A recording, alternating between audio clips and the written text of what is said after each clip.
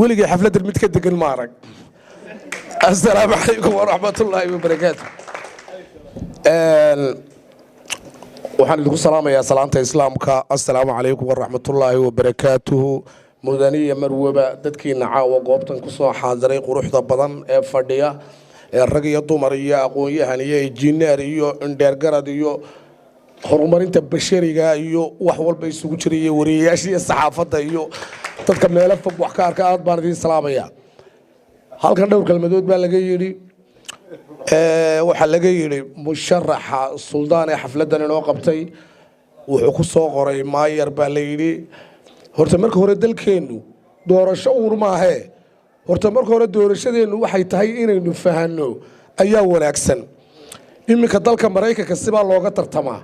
oo xusbiga leebarka iyo dimuqraadigu markay tartamayaan daweynaga idaacadaha la socono sibaa looga tartamayo si aanantaynu daawanaa wadanka Kenya iyo Uhuru Kenyatta sibaa looga tartamaa Ethiopia sibaa looga tartamaa teenu waa tartan baynu dhanaanaa doorasho laakiin oo dimuqraadiya laakiin doorashadeenu waxa weeyaan dimuqraadiga ah dimuqraadiyadda beelaha ku salaysan oo dimuqraadiya xor maaha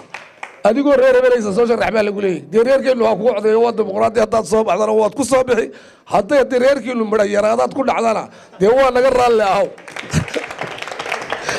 kii dhacayna waa ku qanacsan yahay oo waxba la istaba mariyeeyo waxba la kala shubtayo waa reerkiina tiradiina waa la hayaa maxaa 500 kun oo cod lama keeni karaba oo reerkiinu ma yahay magta maxaa ku bixisaan waayo wixii waa la fahansan yahay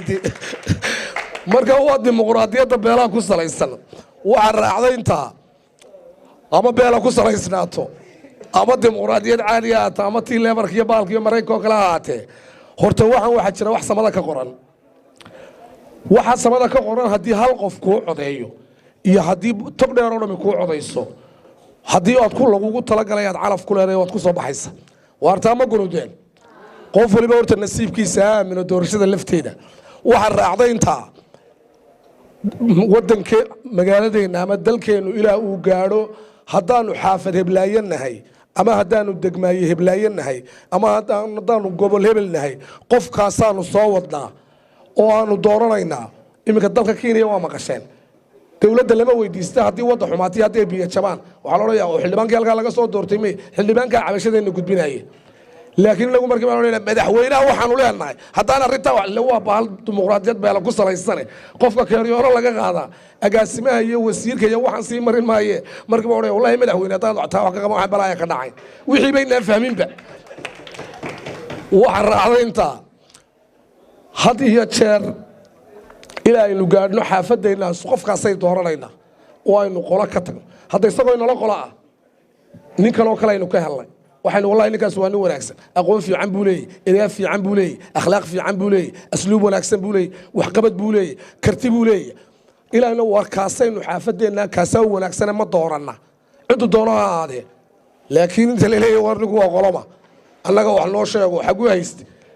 dadka xildhibaanada imika mushkilad ba haysata qofku markuu soo sharaxo waxa la oranayaa reerka iyaga too waan ku sharaxnay waaye soo inaad reerkiina hadaad sharaxdaan soo baxo ma waxa loo oranayaa xaqaanu ka sii qaadanaa hadaba maxay waar meel noogu sheeg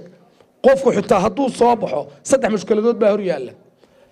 waxa hor yaala marka uu soo baxo waxa la oranayaa inaad dalka iyo dadka daacad u tahay igu noo dhaaro dabeetana wallaahi billahi tallahi daacad baanu ah waaye gurigiisa iyo gawadhidiisina wuu xaraash dadkii baasay markii hore fakteeray wali way daba socdeen xiliyadaanu ku soo saar ma wixii si yaraabo ka soo saara meesha ma ilaahay cadaabtu u bareerayo meesha ba kulliba qofkii marka mushkiladaha dalka yaala waxa saa kamid ah marka waynu soo dhaweynaynaa suldaan anigu ninka la dhanbaan ku bartay magaalada la dhan leeyahay xaafadan oo la yiraahdo waa jambal buu ka sheegnaa oo deynta leeg hargeysa leegde hadana waa xaafad baa la leeyahay tabadatana waxaan ku maanta dawladdu waa sharaxanahay waar way jambalba waa ka hagaajiyay wax ka qabanaya la community dadka isu geegeynay ma burcu wax ka qaban kari waayay waar ninka loo codeeyo tabadatana way la qaateen horta kuyan ka dhaadhiciyay imikana waxaan leeyahay war bahasha macaariifnimo saaxiibtinimo wax qabad adigoo intii qolqolada ka yaradin horta marmar inagu meesare baraarujina waar meesare baraarujina saxaafaday maalin kasta waxaan maqlaa hebel hebel oo beeshaasi wado oo lagu soo shaaciyo aad loogu soo dhaweeyay intii hore kii hore fadhidu baa fadhida xitaa waa waalida aynu kaga daray xagga hore soo wada fadhiisanayn dadkan isku wada qolo ma saxaafada laga soo doonaya hool dhan baa lagu soo buuxinay war reerkaasi fara weyn inta waa male ilaa waxa saddex ka yaro qoraysa xitaa waxayna fahminayno xagga daba fadhiisano kuweeni shalay xagga hore fadhiista ilaa kamaraduna waa kamaradii ilaa loo yeedhay wariyi waa ki intii un baa farta saasun baa lagu soo dhaweynaya waarta sabeel weyntaas markaas meel waad wada gargaranaysa alla naxdin weyna ilaahay dambigeena ha dhaaf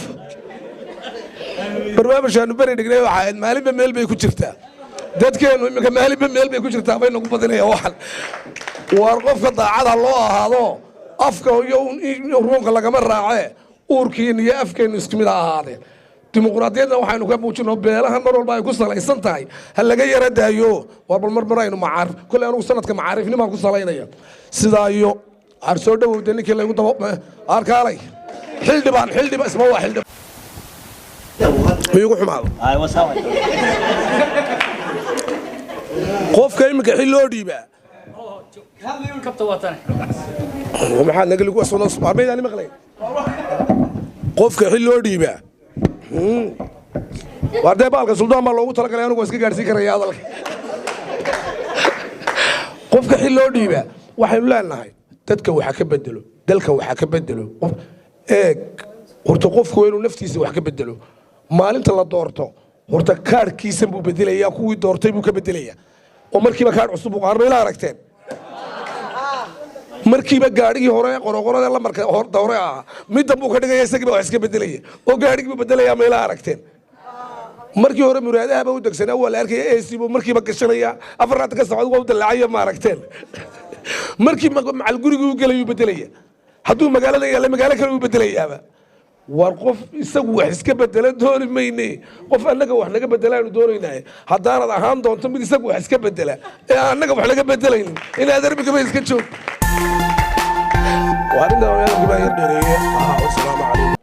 aad baan u salaamaya xildhibaanka abwaan Douglas ayaan cashuur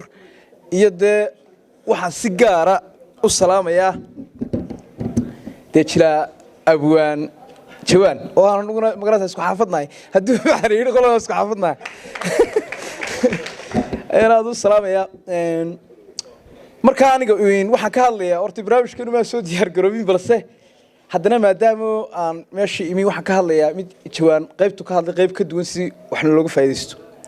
qaybtaydu waanay noqonaysaa laakiin waxaan jeclaan lahaa inaad qosolka yaraysan si aad u fahantaan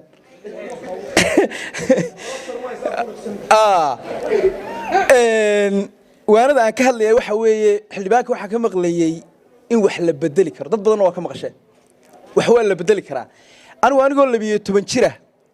ayaa waxaan ogaaday dadka in wax la gashan karo shu aqligeenna wuxuu sameeyay in qofkii doona wax ku ridan karo oo sanduuqa tahayba kadib su'aal baan yaraantiis weydiiyay diinta way kugu soo kala horeysa hooyada waxa ku baraysaa ilaahay xagga sare u jira ay kaaga bilaabaysaa markaad yar tahay kulba waxa ku soo gaaraya maalintii dambe waxa is weydiiyay xadiista waxa lagu sheegay ismaada oo dhan inaba aadan ku hadlay dadna Soomaaliga muxuu ka yiri magacyada Soomaalida muxuu ka yiri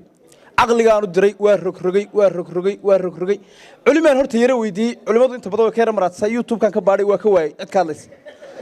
walu fiirsan idinku yada ku wada qora Soomaali wuxuu ka yiri cid wadaado ka hadlaysa ma jiro xitaa gool lagu guud maraya kadib aqligeygii baa waxa la yiri horta waalida lagu sheegay waa laba su'aalood isweydiiso aad ma jawaabto weydo labada kabood gacmaha ku qaadanaysa dabadnaado meelaha ka shiitamay car soo bax taas hayo lagu arkaya markaas waarintaadu waalan bal aqligaaga u diro jawaabta ku siiso aqligaaga yar gaaban wuxuu dhiibay magaca aadam inuu Soomaali yahay waayo waxa la yiri meel markaad ka soo dhacaysa laga soo tuuro buuraa qofku dhulka markuu dhacana dambi buuraa bal isku dar aadam fikradii yarada gaabnida aqligaygu keenay ayaan ciyaalkii xaafadda la wadaagay waxaan arkay maalinta dambe iyadoo maqaaxiyada odayaashii qiilaya kaga sheekeynay waariyaha mid ogtani baadan halkuu naga soo daray waxa weeye waadano qofka marka meel laga tuuro intii anigu lahaa 12 jir ayaan arkay dabeedna dhalinyaradii baan isugu war wax ma idin sheegaa waxa aan idin sheegay oo waxaan aqligayga ka keenay wax jiro oo aan xadiis ku arkay oo diin ku arkay ma aha imika ninkii qaato layma qabsado ma garateen marka in wax la bedeli karo kelmadda ah baan intaa uga jeeday in wax la bedeli kara waa wax caadi oo jira anigu sida ay taqaanin jilayaashu waa kala nooc siyaasadda kama agdhawaado agagaarkeeda ma maro way taqaanin xitaa waxa aan jilay waxaan ku saleeyaa dadku inay qoslaan iyo comedy iyo jacayl iyo waxyaabo noocaas waxaan ka maraateeyaa inaan xitaa qof siyaasi wax ka sheego dabadna aan aqligii beeshaab caayo oo ay war lanaga dooranimo aqligii caaya ninkan uu ka sheegay ma garataa waa ka durka saadirteed baa dhaxumaan dadka meel walba ka ah marka waxa aan caaw xildhibaanka ku qaatay hortay marka koobaad nin amateed ku furayo ma ka waan ka iska dhuwan isagoo hantina haysta si uu sheegayo ilaahay siiyay haddana ninka ma aha iskarkariyo amateedku aad uma furna talabaadna in wax bedelayo oo inagu ma doonayno qof ila halkana wadadana banay war wadda waxa ma tartanayo dadkan in la bedelo oo qof waliba anigu gurigeyga joogo inaan fahmo halkan dawladda wax uga qaban karo in dawladda aniga wax qabato ma anna inaan wax u qaban karo qofkii wax fahansiyo oo iga dhaadhiciyo oo aan fahmo waxa beenaanu sheer ku naanagay xildhibaanku anna ma jarfada xaa ka dariiqa shinka isna uu iskarogada ku tuuray ya wanagii xildhibaanku wada shaqeynayno oo aan salaamayno oo meesha ugu soo galay waari warrano oo halkan in baan ku soo dhaafay dee labaynu dirana oo lagu yaaco ma garat oo aan qofkii la kaftami karo oo iman karo oo wax weydiin karo oo garas oo furfuran yahay marka xildhibaanka intaasaan hadalkiisa aad baan u dhageysanay dadka aad wax u dhageystay baan ahay aad baan hadalkiisa u dhageysanay waxa ka dareemay inuu qof meesha loogu gali karo oo wax loo sheegi karo oo loo karo halka magaras inuu yahay adduunka waxa ugu xun qof waji maxbuus oo doorato nimanka siyaasiyiintaana mid idin sheegaya waxyaabo xanuun fara badan baa ku dhacay sababtu ma garanaysaa naqaskii ilaahay galiye isku celiyay qof saal baa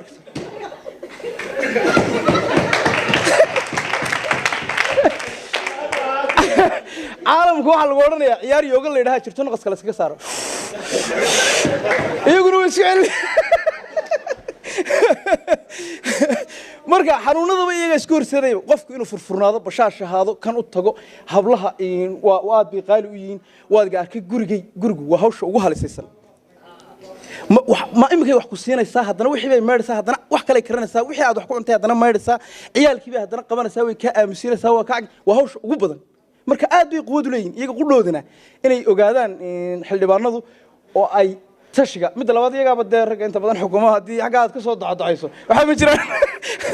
codkaaga wadaysataa marka hablahana inaad aad ugu dhawaato ayaan xildhibaan ku fari lahaa waanadaydu ay ku daaran tahay dee warkan inaan sii dheereeyey ma doonayo dadku inay wada hadlaan bi doonaya wassalaamu calaykum waraxmatullahi wabarakaatu